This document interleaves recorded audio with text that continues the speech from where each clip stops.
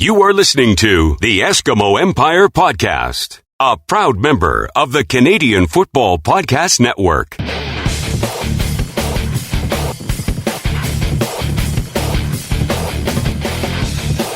Welcome to the Empire. It's the Eskimo Empire Podcast.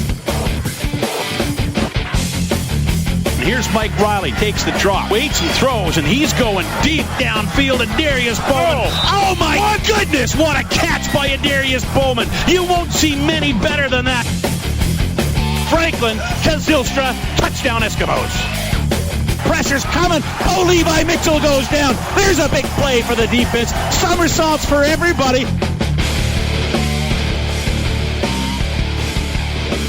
Welcome back to the Turf District for episode 113 of the Eskimo Empire Podcast.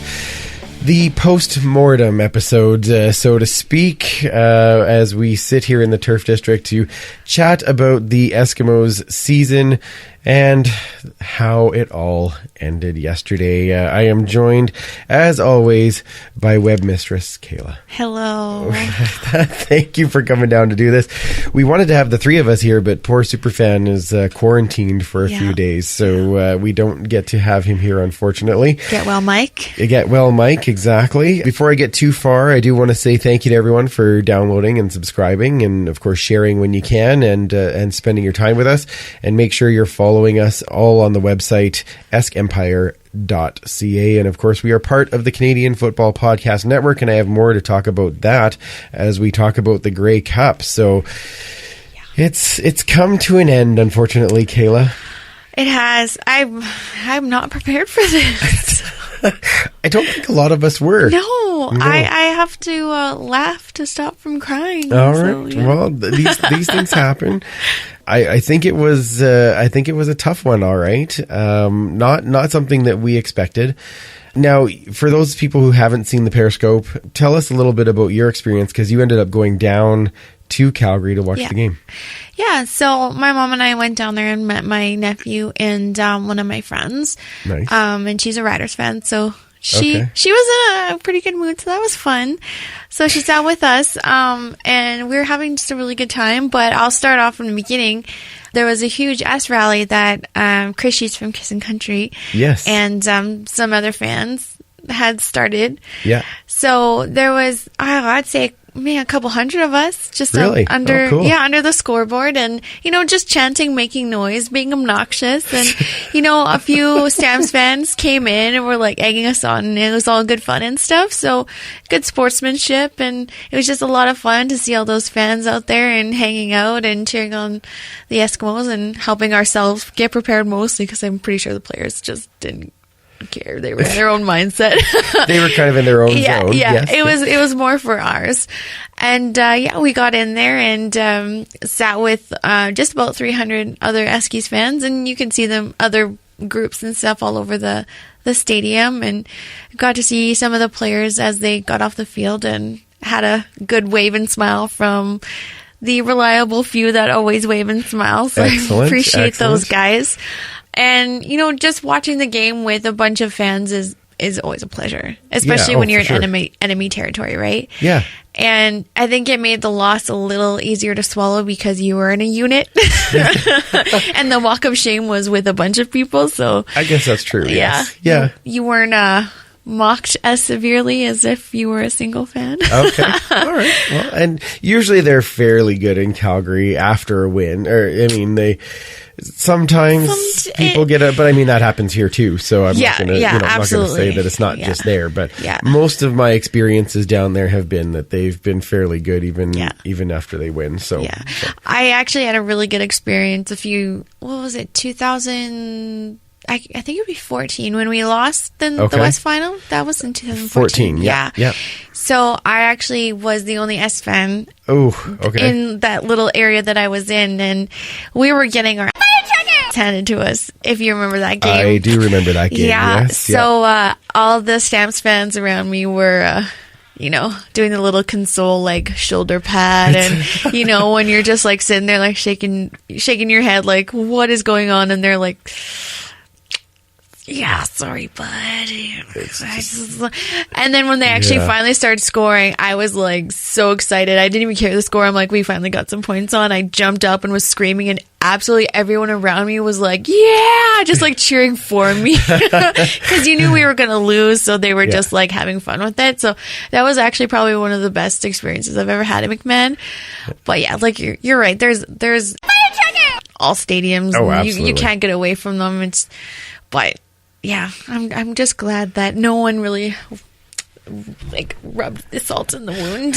Especially, they were mocking the call, but so were we. So. Yeah, exactly. Yeah, it was a unified. Everybody together was saying, "What just happened?" Yeah. So, So before we get too far into the game, I do want to say, make sure that if you haven't already, you can check out the Periscope. Kayla and I sat down and talked a little bit about the game, and obviously interacted with some of you guys that listen and sent us some messages and questions. So that was a ton of fun, and I finally figured out how to fix the landscape thing. So it's actually going to be on YouTube and the whole bit. So it'll be exciting. We're so advanced now. I tell you, I learn something every day.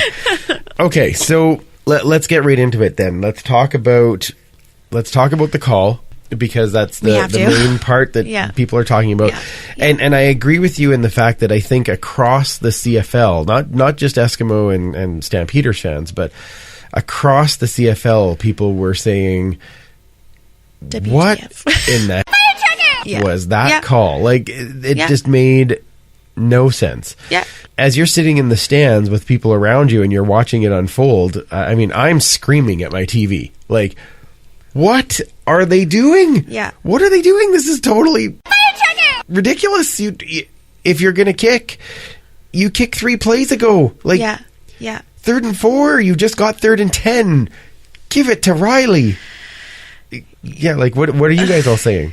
Like I said in the Periscope, I thought it was a joke. Yeah. I honestly thought it was a trick play. Moss has something up his sleeve. There's something going on, trying to draw them offside, like you said, like anything but the kick. Yeah. So when they came out, I was like, no. Like, oh, no. It's a trick play. Don't worry, guys. Like, don't worry. No. What? Lining up. No. Going for the, what? No. And I think I just sat there with my mouth open and like my toque halfway down my face, like, what? Yeah. Just happened? That was a dream, right? Like that no. Like there were no words. Like all of us, we were looking around with our mouths open, like, what just happened? That was a fantastic rendition of that whole. That's exactly how it went down. Yeah. There was no coherent thought. It was just Dirty Perky Shark back flat. Morton Philip Morton Perkaluma. Morton Whack a Frax Whack.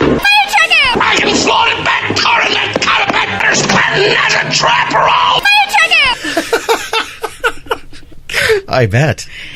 Yeah. And several bombs I heard around me were dropped too. Imagine. But I was just mostly in shock. I didn't know what else to do but sit there and gawk, and not in a good way. Yeah. And I don't get it. Yeah.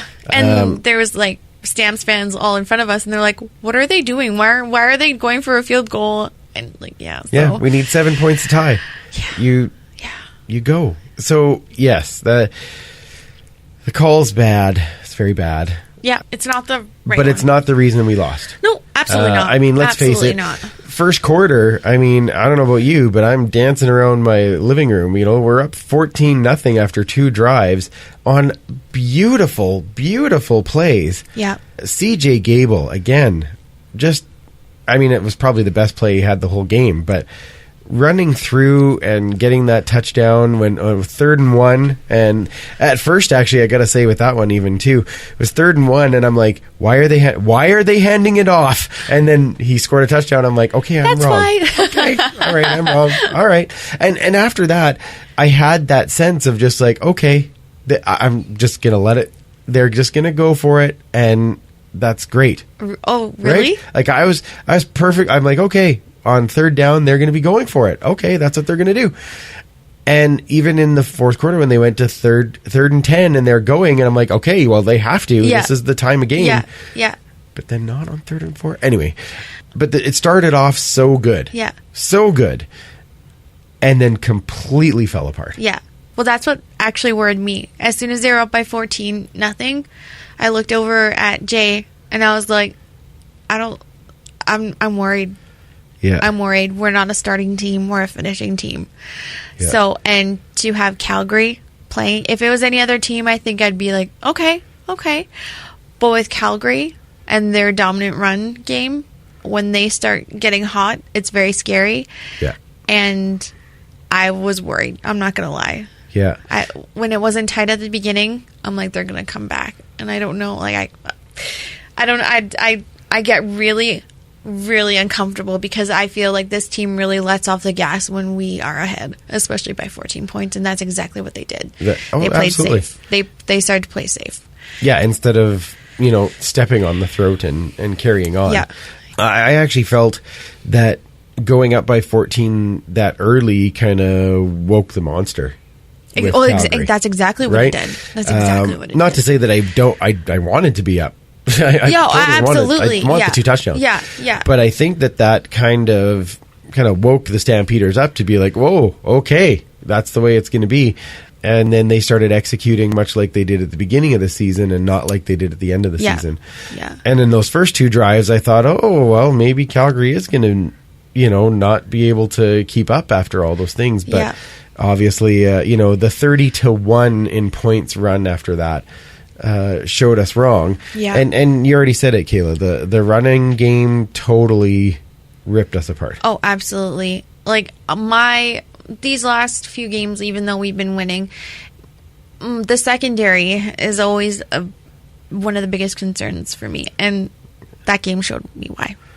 Showed everyone why. Well, and although that one, it's not the only thing. A lot of it is linebackers too. Like that's who's got to stop the run. Yeah, the front 4 and those linebackers, and they were already in second level before.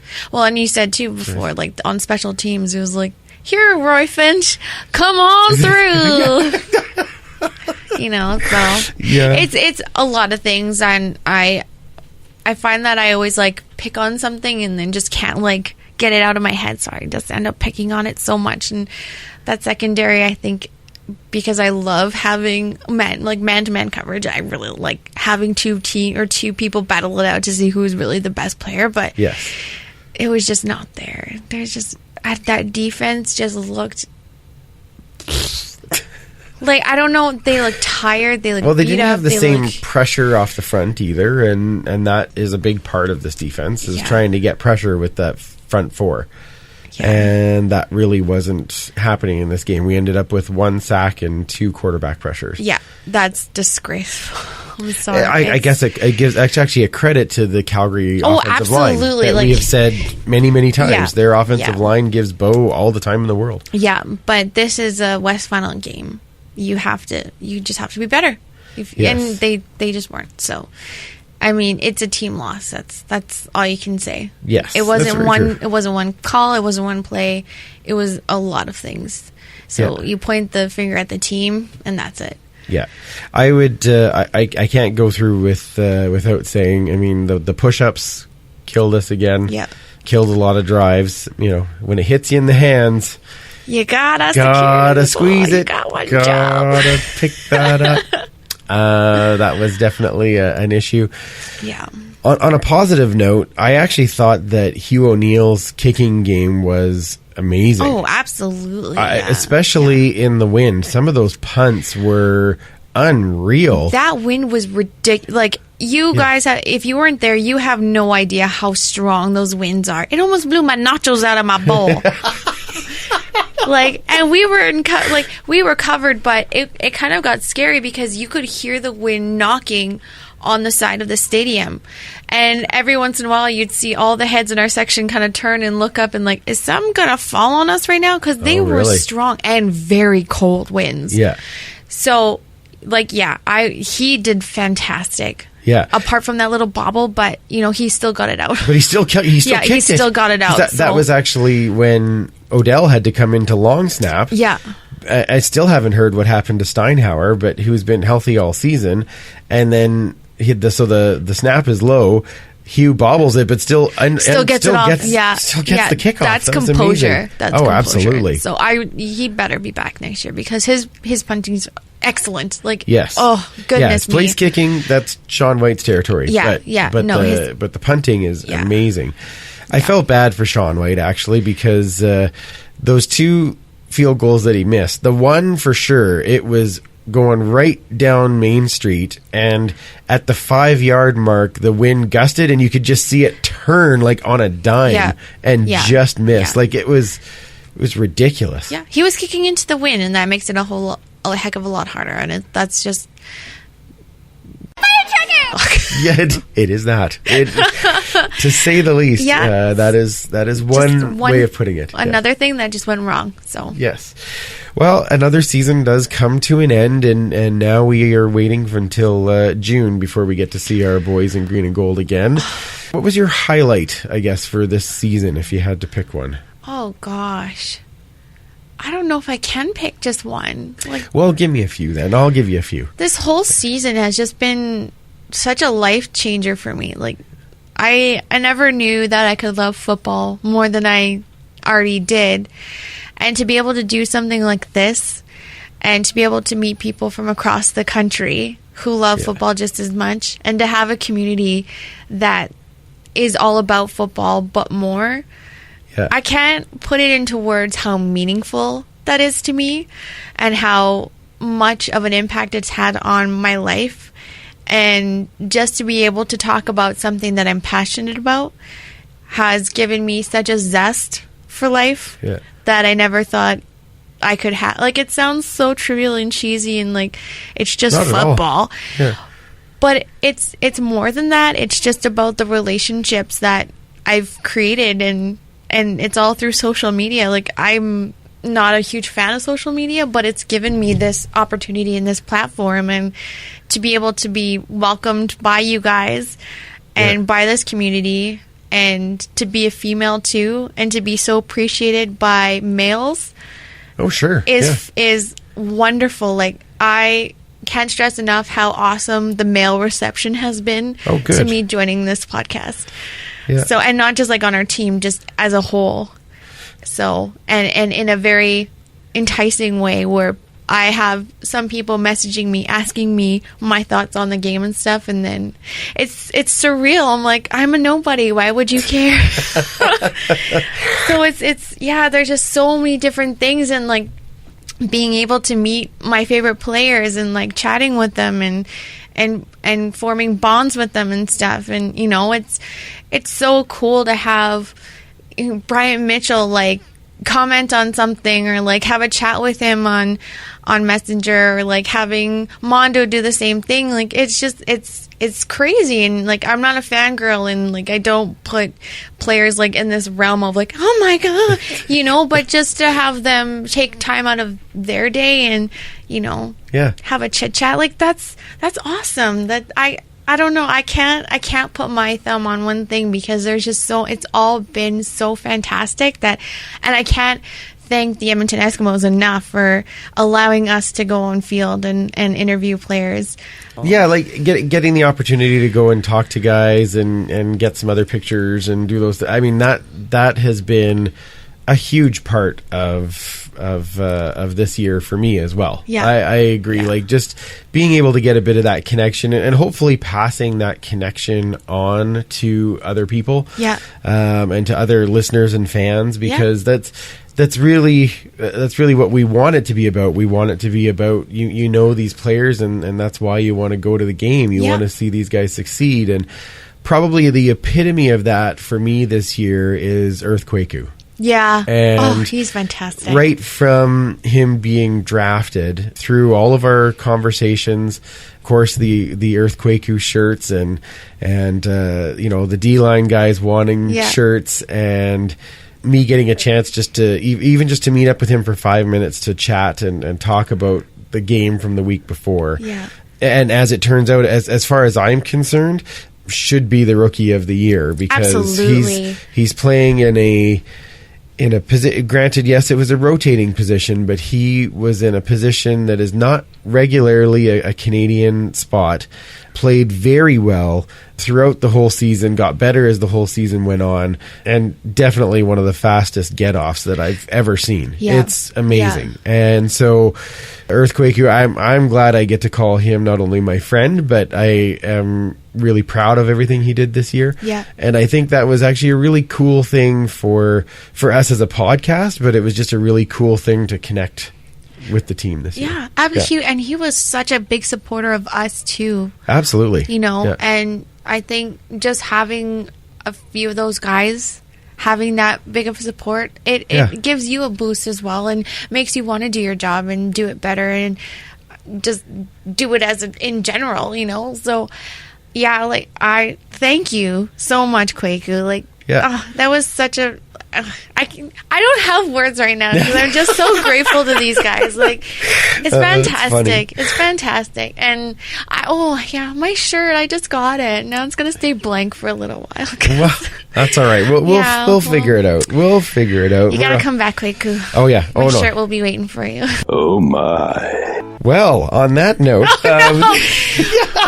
Foot in mouth. Come on, that was fantastic. That was very, very good. Let's just do this really quickly. Empire points update.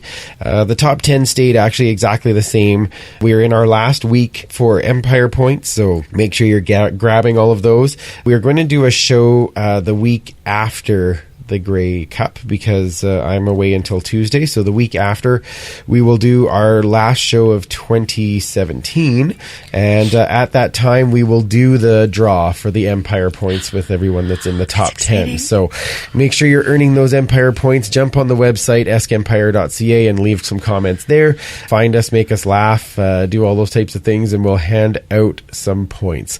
No history segment this week, unfortunately, because of no super fan. So let's take just a really quick break, and then we'll come back. We'll talk about the Eastern final and what's going to come in the Grey Cup this week. This is Rick Walters, and you're absolutely listening to the best podcast, the Eskimo Empire Podcast, live from Edmonton.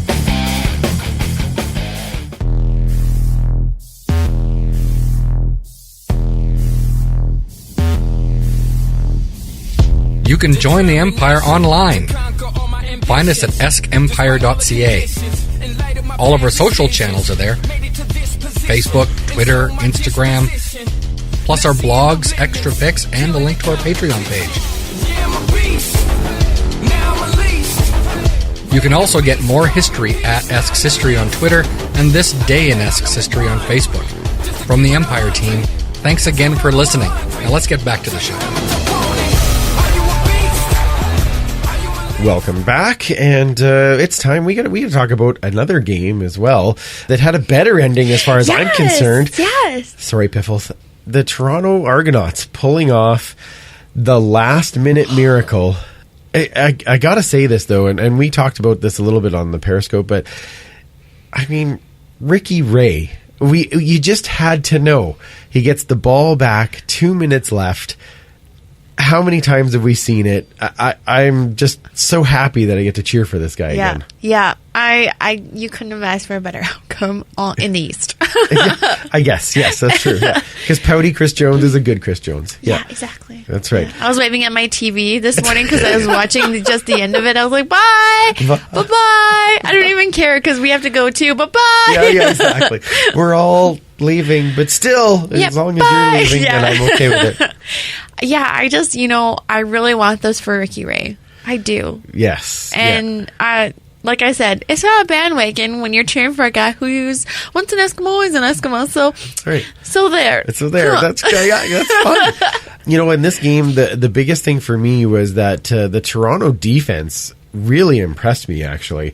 And that's what the big play in that game was on special teams. Christian Jones with the big return, which put the Rough Riders ahead for a short while. And we're thinking, oh no. But then I even remember, I even tweeted it out. I tweeted out fire truck, and then remembered it's Ricky Ray. And I said, okay, Ricky, the whole Empire is behind you because it's Ricky Ray. Yeah. And he just does it again. the guy is just she's just beauty to watch. I remember watching, 12, 13 years ago, watching Ricky come in and play, and man, it's just a beautiful. He's a ball fine that he wine. throws. He ages really well. is. He really is. And yeah, it was a great plays by both teams for sure. I did think it was rather hilarious that the play-by-play guy for the Riders was calling CFL conspiracy early on and all these things that it's obvious that they want Toronto. I'm like, you've got to be kidding me. The refs did not throw 3 interceptions. The refs did not miss a whole bunch of tackles. The refs did not create Toronto getting all those sacks. Like that was. Was this on TSN? I didn't get to see the game. Their play-by-play guy on the radio. Okay. Yeah, it's obvious that the Canadian Football League does only wants the Toronto Argonauts in the Grey Cup. Obvious. But then if it was the other way around, then it would have been. Then it would have been, well, then. It's obvious that they were the Raiders. I don't know. Needless to say, that aside, what an exciting game. Back and forth. Saskatchewan decided to take a couple quarters off and then still almost pulled it off. Brandon Bridge, man, I tell you, that kid is impressive. No matter where he ends up next year, I really hope that he gets a chance to play more. Yeah. I hope he stays there. I hope he gets it. Sure, I'd be okay with that. Because if he stays there and so does Kevin Glenn, then that means... No, I think Kevin Glenn's gone. Either way. You think? I think so. Okay. Well, maybe the rumors aren't true. I think, as far as our team's concerned, yeah, that's all I'm concerned about. We all know that, the turtle is about to set sail. I just hope he does not end up in the prairies. He can end up out east. I think he'd be very fine in Montreal. They need a franchise quarterback. They really do. So they really do. I wouldn't mind that. Yep. Go Cliffy. And they already... Cliffy will be happy to hear you say that. Yeah. No, but Brandon Bridge he plays very, very well. I thought, he was under pressure a lot. Again, that Toronto front four was just amazing. Victor Butler, he impresses me every time I get to watch him play. So it's going to be interesting as Toronto clears through and paves the way to Ottawa. So our Grey Cup final is the Calgary Stampeders versus the Toronto Argonauts. Let's do a quick round of pick'em here, Kayla. Who are you picking and why? It makes me want to throw up that I'm going to say this.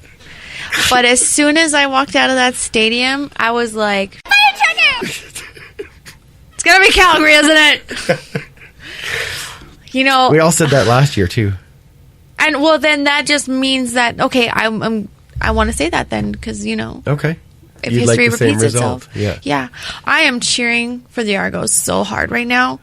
I want this so bad, but my stupid gut is, and I'm hoping my gut is wrong because I said the Eskimos were going to win. Yeah. So it's good point. Yeah. So, it's really hard to lose back-to-back Grey Cups like you were saying earlier. Yes. I hope that it turns out that way, but Calgary. Okay. All right. Fair enough. I do think that one thing that Calgary did prove in this game was that, defense gets you to championships games. Yeah. And their defense is stellar. They're going up against a very good defense in Toronto as well. Which is very, very exciting. So I actually expect the Grey Cup to be a very low-scoring affair. And at this moment, I pick Ricky and his offense over Bo Levi and that offense. Good, because I don't want... I think, and I, as much as I could say I'm picking it because it's Calgary, I'm not. I watched both games, and that Toronto defense is very, very good, and so is the Calgary defense. Their both defenses are amazing. But if I had to put one offense up against the other right now, I put my money on Ricky. I really wish I could have seen that game because maybe my position would be different, but I didn't get to watch it because I was driving up to the city. Yes. So I'm hoping you're very right. I'm just going off of what I saw. All right. No, and that's fair. But I don't want to be. I don't want it to be like this. You don't understand the term. Like, I am tormented inside right now. Oh my, that's funny.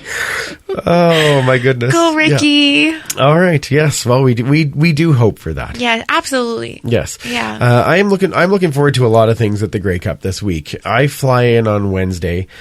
Wednesday night, I'm going to meet with Brian from the BC Lions Den and a big crew of people from Ottawa, and really, really looking forward to that. Meeting some of these people that I either met in 2015 or have only ever met on social media. Yeah. And any chance that I get a chance to hang out with Janine is always great because her laugh just makes my day. So it's going to be very fun. Thursday and Friday, we're lucky enough as podcasters that they've opened up a spot on Radio Row for us to be part of that media. That's fantastic. And I can tell you, I mean, it's due to guys like Brian and Ryan and Rouge, these guys that have been around and podcasting for a long time. Yeah. Those guys are paving the way for people like us. Yeah. And I'm really, really excited to see how that plays out and how we're able to do those things. I think that's going to be fantastic. A Thursday night, I actually also get to go and visit some of my family out there. So that's nice. and ones that I haven't seen in a very long time. So I'm excited about that for sure. Friday is the Grey Cup tweet up, which is going to be great because I'll get a chance to see Max and Brody and get a chance to hang out with some of the people there. The tweet up's always a blast. Saturday, of course, the CFL Fans Fight Cancer event. So what is that? So that one is in the afternoon. This will be my second time that I'll go to that. So they do have like raffle door prizes, and they usually get some alumni, and everything supports a local cancer foundation. Right. So very excited about that. Of course, the Eskimo Breakfast is on Saturday, which I'm going to enjoy. Thank you, of course, once again to the United Construction Company, who is the title sponsor, and they were able to get me those passes for the breakfast, which is going to be a blast. And Saturday night is always just jumping between parties, which is going to be a hoot. And then, of course, Sunday, the big game. Yeah. Monday, go check out some of the other spots in Ottawa and do a bit more visiting and come back. So for any of you that are going to be there, make sure you're messaging us, I guess me, at EskEmpire Pod. And I'm looking forward to hanging out with everyone out there. I think it's going to be a great time. I can't wait for it next year. Yeah. I know it's going to be great. It'll be in our backyard. You know, to put a little bit of a silver lining on my personal lost of this week is my first Grey Cup is going to be at home. Awesome. That's going to be really special. And now to meet all these new people that, like you said, have paved the way for people like us to now have a voice, to meet them for the first time on home turf that's going to be so exciting. And I'm really looking forward to next year. It's going to be a big year. Absolutely. Well, thank you again, everyone, for listening. As I said, this is going to be a bit of a shorter one. We don't have other features. There's no fantasy. There's no... Geez, what the heck, eh? What are we going to do all off season? I guess we'll just have to get more alumni to talk to. Well, yeah, and my life slowly dies, and then it comes back to life. It's like winter, you know? You just die off, and then you rejuvenate back in the spring. We'll find many things, many things. No, I have the NFL, so that'll keep me out till at least February. All right, fine. Okay. All right. Where does everybody find you online there, Kayla? On Twitter at Duchess Lombardi, and on Instagram, Eskimo Empire Podcast. Perfect. All right. And you can find me at Freepalicious. Of course, you can find Superfan at 56 Parkies and at Esks History. And of course, you can find the show at EskEmpire Pod. You can find all of our social channels on the website, EskEmpire.ca. Our Patreon link is there as well. Thank you again for the support of the entire season. All of our Patreon subscribers, of course, our Hall of Famers. You guys really helped the show this year. Yeah. Thank you so much. So the show will be back recording the week after Grey Cup. I believe that is December the 5th. Sounds about right. And of course, we should put our announcement in here as well. The year-end Westivus party is booked. It is on January the 19th on a Friday. It will be at First Round downtown. Woo-hoo. So make sure that you come and join us for some fun, some prizes, and of course to chat some football in the off season. That'd be fun. Thank you again for joining us. We look forward to seeing you all. I know we aren't in it, but the only question we need to ask, are we still going to enjoy the Grey Cup? Absolutely. Go, Ricky Ray. Absolutely. For Superfan Mike and Web Mistress Kayla, my name's Andrew. Remember, you can't catch footballs with your face, and we will absolutely talk to you in a couple of weeks. See you at Grey Cup. Thanks for listening. Find more great shows like this at CF Pod Network on Twitter.